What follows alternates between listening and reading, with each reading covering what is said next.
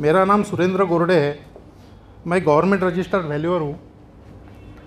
बाकी सब introduction sir ने तो बहुत अच्छे से दे दिया है, बहुत ज़्यादा बताने की ज़रूरत नहीं। नेक्स्ट ये भी बता दिया सर ने। एज ए वैल्यूअर मैं कुछ बैंकों के साथ जुड़ा हुआ हूँ, जिसमें बैंक ऑफ इंडिया है, ओबीसी बैंक है। ओबीसी बैंक तो मर्ज हो गई अभी पीएनबी में। यूको बैंक है, नागपुर नागरिक सहकारी बैंक है, टीजेपीसी बैंक है, शिक्षक सहकारी बैंक है, और बहुत सारी बैंक्स इसके साथ और मैं जुड़ा हुआ हूँ। वैल्यूअर एक इंडिविजुअल और या ग्रुप ऑफ इंडिविजुअल, ऐसे 4 लोग मिलके भी वैल्यूएशन का काम कर सकते हैं। वैल्यूएशन के लिए registered under wealth tax act और कंपनी एक्ट के अंतर्गत रजिस्टर होना जरूरी होता है। Next, our services.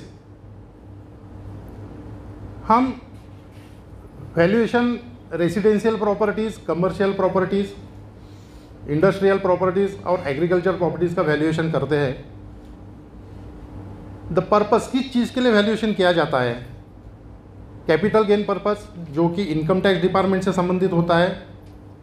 Financial reporting, जो बड़ी बड़ी कंपनियों के ऑडिटिंग के लिए जो किया जाता है उसके लिए होता है। लिटिगेशन सपोर्ट के लिए, जैसे कि कोई प्रॉपर्टी के बारे में कोर्ट केस है और वो कोर्ट केस के लिए भी कोर्ट में सादर करने पड़ता है।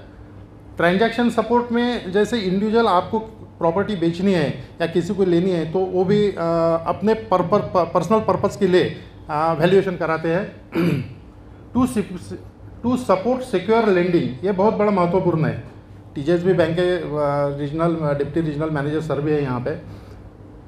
जैसे किसी को अगर अपना बिजनेस बढ़ाना है तो पैसों की ज़रूरत होती है, और हमारे पास इतना निजी पैसा नहीं होता है कि हम हमारे पर्सनल अकाउंट से खर्चा करके कोई बिज़नेस हम स्टार्ट कर सके।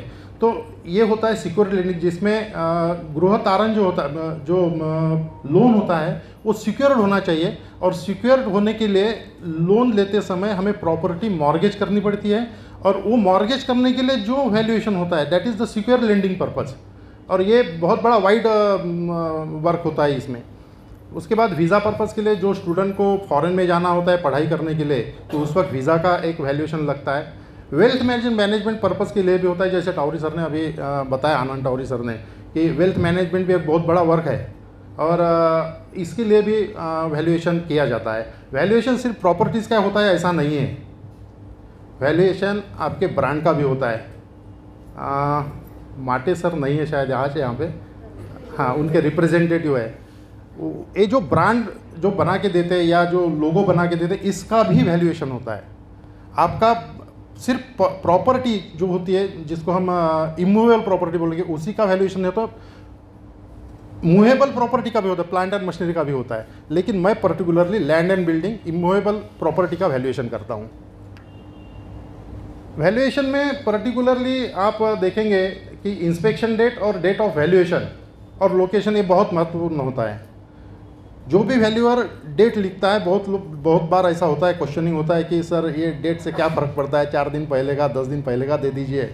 तो ऐसा नहीं होता, क्योंकि कल मैंने साइट देखा और रात को अर्थक्वेक हुआ तो दूसरे दिन वो प्रॉपर्टी नहीं दिखेगी। इसलिए जिस तारीख का वैल्यूएशन है, जिस तारीख को मैंने साइट इंस्पेक्शन किया, उस तारीख का वैल्यूएशन, बैक डेट में कोई वैल्यूएशन हो सकता है, क्योंकि वो प्रॉपर्टी कल अगर मैंने देखे तो कल तक की वो प्रॉपर्टी वैसी थी। भविष्य के इसमें प्रॉपर्टी का वैल्यूएशन नहीं होता है। कल वो प्रॉपर्टी रहेगी नहीं रहेगी पता नहीं रहता है ना। बहुत इंटरेस्टिंग है वैल्यूएशन में प्रॉपर्टी का ये स्टिग्मा जो बोलते हैं, सुपरस्टिशन, जहाँ पे घोस्ट है या वास्तु में कोई खराबी है, सुसाइडल भटकी आत्मा वगैरह, ऐसा आपने सुना होगा मार्केट में, अरे वहाँ पे तो रात में आवाज़ें आती है वगैरह वगैरह, इस टाइप से बातें सुनते हैं आप। ब्लैक मैजिक, वहाँ जाओ तो कुछ तो भी गड़बड़ी होती है, कोई तो भी, किसी तो भी जादू टोना करके रखा है। ये चीज़ों के ऊपर बहुत ध्यान देना पड़ता है। ये सिर्फ वैल्यूएशन के लिए नहीं, आप जब कोई प्रॉपर्टी खरीदोगे, बिकॉज आई एम प्रॉपर्टी क्या बोलते रियल इस्टेट एडवाइज़र भी हूँ, तो जिन लोगों के लिए जिनको प्रॉपर्टी खरीदनी है उनको भी ये ध्यान रखना चाहिए। ये तो हो गए एक क्या बोलते हैं इसको, ज़रा मैजिकल टाइप के है ये, दूसरे भी कुछ स्टिग्मा होते हैं, जैसे कि किसी प्रॉपर्टी लोकेटेड डंपिंग यार्ड के पास है तो अपने आप उसके रेट कम हो जाएंगे। इवन गवर्नमेंट भी बोलती है उसको 20% कम कर दो करके, रेडी रेकनर रेट में 20% कम कीजिए करके खुद द गवर्नमेंट भी बोलती है। उसके बाद कोई क्रिमिनल स्टिग्मा है कि वहाँ फलाने 4 क्रिमिनल अगर रहते हैं तो फिर वो लोग नहीं लेना चाहेंगे, इस टाइप से। ये प्रॉपर्टी लेते समय भी और इवैल्यूएशन करते समय भी ये काम में आता है। मर्डर और सुसाइडल स्टिग्मा है, डेप्टर स्टिग्मा है। कुछ लोग अगर किसी का कर्जा है और वो नीलामी पे आता है तो कुछ लोग बोलते हैं ऐसी प्रॉपर्टी क्यों लेना, जो प्रॉपर्टी ओनर्स के नीलामी हो रही है तो हम कैसे उसमें पनपेंगे, इस टाइप से भी लोग सोचते हैं। बहुत सारे ऐसे खूब सारे स्टिग्मा हैं जो आपने ध्यान रखना चाहिए। अगर आपके पास से पावर लाइन जा रही है, टावर लाइन जा रही है, या 33 kV 11 kV के सामने से जा रही है, इवन आपका प्रॉपर्टी का फिजिकल अपीयरेंस कैसा है, जैसे कि स्क्वायर में है या रेक्टेंगुलर है या ट्रायंगुलर है। हो गया? Okay next. बहुत ज़्यादा नहीं बता पाऊँगा मैं, बहुत कुछ है इसमें, घंटा 2 घंटे भी बैठेंगे तो कम पड़ेगा हमें।